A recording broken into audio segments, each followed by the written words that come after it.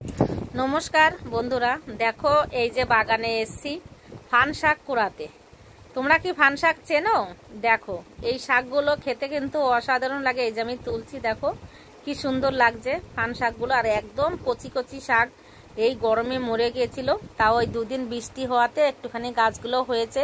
আর শাকগুলো যে এত কচি কচি, এ তুলে আনলে রান্না করলে হেভি লাগে খেতে।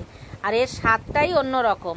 এর আর এক জাত আছে, ঢেকি শাক বলে। এরা বাংলাদেশে যারা বাংলা মানুষ তারা চিনবে এই শাকগুলোকে, তাছাড়া এই দেশে মানুষরা অনেকেই চিনবে না। আর এটা গ্রাম সাইডে বেশি হয়, আমরা শহরে থাকি তাই আমরা পাই না। মামার বাড়ির থেকে নিয়ে আসা হয়, মামি তুলে আমাকে দিয়ে দেয়। কোনো সময় আমি গেলে খাই। এই দেখো আজকে আমি মামির বাড়িতে এসেছি। আজকে আমি এখানে শাকটা এই যে তুলতে পেরেছি, আমি পেয়ে খুব আনন্দিত। এই শাকটা আমি কেটে এই যে ভাজা করব। এর সঙ্গে যদি একটু গাজর থাকে, গাজর তোমরা দিলেও দিতে পারো, না দিলেও না দিতে পারো। আমার ঘরে রয়েছে, মামি বলছে একটু দিয়ে দে, ভালো লাগবে তাই দিয়ে দিচ্ছি। এবার দেবো রসুন কুচানো, পেঁয়াজ কুচানো, আর দেবো কাঁচা লঙ্কা কুচানো, দিয়ে এই শাকটাকে ভাজা করব। এই যে আমি পেঁয়াজ কুচিয়ে নিচ্ছি, রসুনগুলো আমি এই যে ঝিরিঝিরি করে কুচিয়ে নেব। এই যে শাক আমি এবার ধুতে নিয়ে চলে যাচ্ছি কলতলায়, ধুতে নিয়ে গেলাম, ধুয়ে নিয়ে এসে এবার কড়াই বসিয়ে দিচ্ছি গ্যাসে। এবার আমি তেল দিয়ে দিচ্ছি। তেলটা গরম হয়ে গেলে আমি দিয়ে দিলাম একটা শুকনো লঙ্কা ফোড়ন। তারপরে আমি এই পেঁয়াজ রসুন আর লঙ্কা কুচি আমি এই যে দিয়ে দিচ্ছি।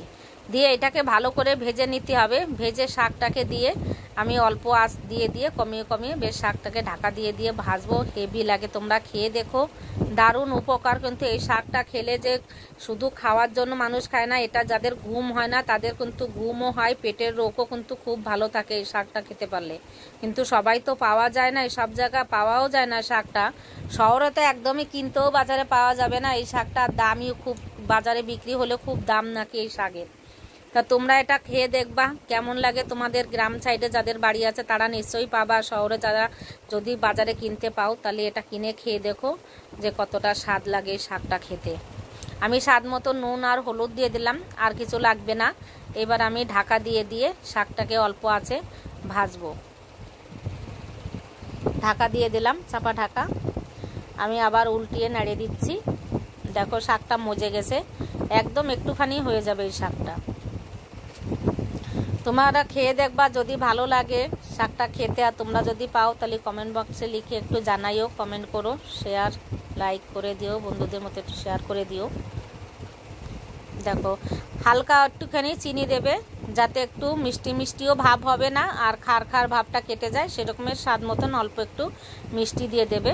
আমার হয়ে এসছে শাক ভাজা, নামিয়ে নিচ্ছি।